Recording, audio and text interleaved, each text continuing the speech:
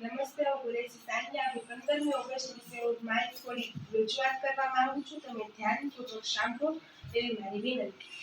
અનેકતામાં એકતા એ જ અમારી શાન છે. અનેકતામાં એકતા એ જ અમારી શાન છે. એટલે જ મારો ભારત મહાન છે. મારો ભારત મહાન છે.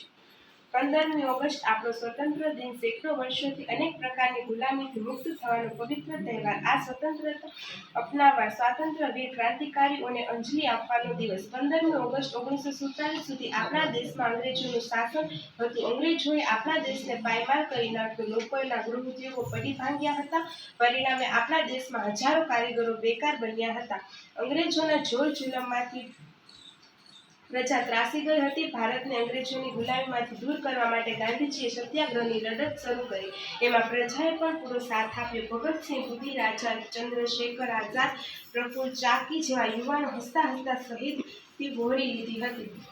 વિવિધ ધર્મના લોકો જ્યાં વસવાટ કરે છે, જ્યાંના લોકો ધરતીને પણ મા તરીકે પુકારે છે, એ જ મારો ભારત છે, એ જ મારો ભારત છે. છેવટે 15મી ઓગસ્ટ 1947ના રોજ આપણો દેશ આઝાદ થયો અને આ દિવસે આપણે સ્વતંત્રતા દિવસ તરીકે ઓળખીએ છીએ. આટલું કહી હું મારા શબ્દોને વિરામ આપું છું. અસ્તુ. જય હિન્દ, જય ભારત. હું રાણી લક્ષ્મીબાઈ છું, ઝાંસીની રાણી. અંગ્રેજો સમજે છે કે એક સ્ત્રી ઝૂકી જશે નહીં. હું તલવાર ચલાવું છું. શત્રુઓ હૃદયમાં ભય જણાવે છે. મારી ઝાંસી હું નહીં છોડું.